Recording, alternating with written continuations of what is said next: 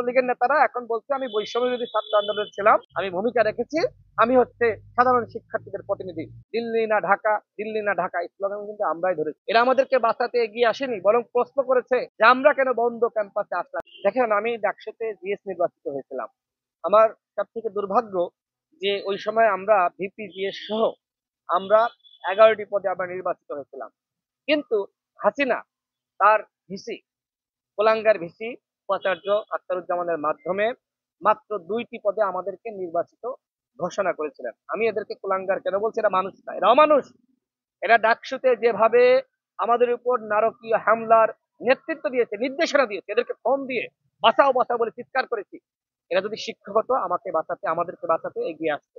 এরা আমাদেরকে বাঁচাতে এগিয়ে আসেনি, বরং প্রশ্ন করেছে যে আমরা কেন বন্ধ ক্যাম্পাসে আসলাম। এই কারণে এদেরকে আমি অমানুষ বলছি, কুলাঙ্গার বলছি, এরা শিক্ষক নামের কলঙ্ক বলছি।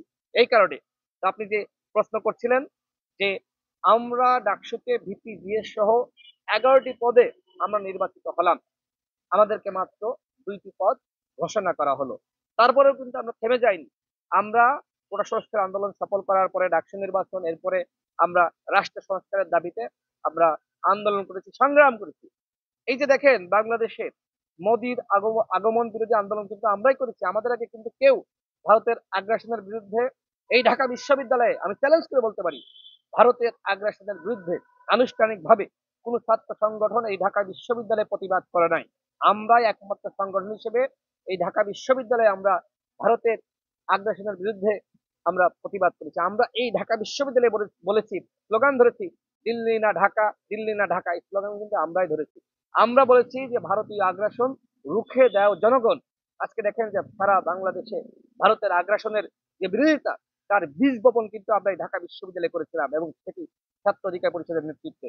সেই জায়গায় আমি বলতে চাই যে আজকে এই ঢাকা বিশ্ববিদ্যালয় হলগুলোতে স্লোগান শুরু হয়েছে ভারতের বিরুদ্ধে, ভারতের আগ্রাসনের বিরুদ্ধে।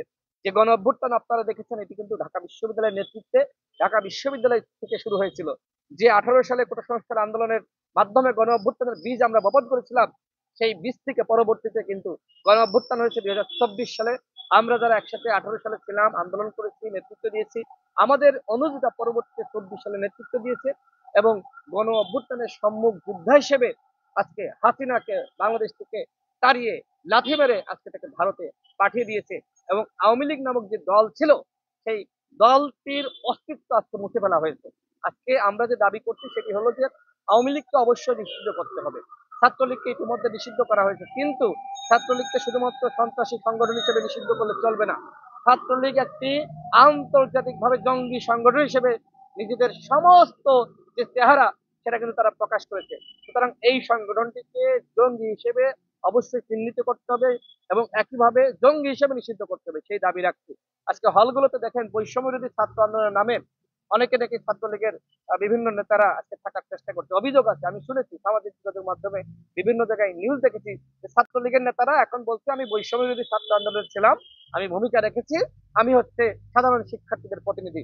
আমি ঢাকা বিশ্ববিদ্যালয়ের আমার প্রাণের ক্যাম্পাস, আমার প্রাণের আমার ভাই, ছোট ভাই যারা রয়েছে, আমাদের বোনেরা রয়েছে, তাদেরকে বলবো যারা অতীতে ছাত্রলীগের রাজনীতি করেছে, ছাত্রলীগ কখনো মানুষ না।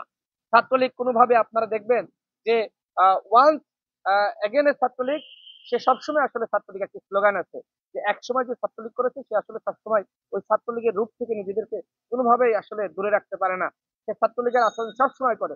সুতরাং ছাত্রলীগের রাজনীতি করে যারা নির্যাতন করেছে, নিপীড়ন করেছে, অন্যায়ভাবে মানুষকে গণরুমে গেস্ট রুমে টর্চার করেছে, তাদেরকে বিশ্বাস করবেন না। কিন্তু একই সাথে যারা আসলে নামধারী ছাত্রলীগ ছিল, যারা নির্যাতন নিপীড়ন করে নাই, তাদের ব্যাপারে আমাদের কোনো মন্তব্য নয়, তাদেরকে ভালো থাকতে দেওয়া যেতে পারে। কিন্তু যারা কুখ্যাত ছাত্রলীগ, আমি দেখেছি যে ছাত্রলীগের রাজনীতি করা অধিকাংশ খারাপ, দু একজন যদি ভালো থাকে তারা ভালো থাকতে পারে, কিন্তু যারা কুখ্যাত সাদ্দামের অনুসারী, সেই ইনানের অনুসারী, সেই সঞ্জিতের অনুসারী, এরকম যারা ছিল, তাদেরকে হল থেকে আগামী 24 ঘন্টার মধ্যে বিশ্ববিদ্যালয় প্রশাসনকে বলবো, যারা ছাত্রলীগের কেউ যদি এখনো থাকে, তাদেরকে আগামী 24 ঘন্টার মধ্যে হল থেকে বিতাড়িত করবেন। ছাত্রলীগের নাম নিশানা এই ক্যাম্পাসে থাকবে না। এবং আমরা মনে করি আগামীতে ডাকসু নির্বাচন এমন ভাবে হতে হবে যাতে করে সকল শিক্ষার্থী ভোট দেওয়ার সুযোগ পায়, এবং সেখানে প্যানেল ভিত্তিক নির্বাচন হলে যেটি হয় যে এক প্যানেলে দুই একজন ছাত্রনেতা জনপ্রিয় হলে বাকি ভোটগুলো কিন্তু এমনি ওই প্যানেলে দিয়ে দেয়, শিক্ষার্থীরা সেটি করে।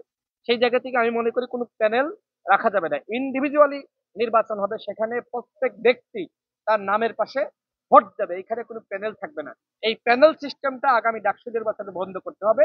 তাহলে যেটি হবে, যারা জনপ্রিয় শিক্ষার্থীদের কল্যাণে যে শিক্ষার্থী কাজ করবে, সেই কিন্তু পরবর্তীতে ডাকসু নির্বাচনের মাধ্যমে ছাত্রদের প্রতিনিধি হিসেবে নির্বাচিত হবে।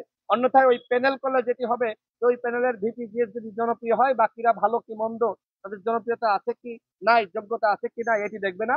ওই ভিপি জিএস কে দেখে কিন্তু ওই প্যানেল পুরো প্যানেলে সিল মারবে।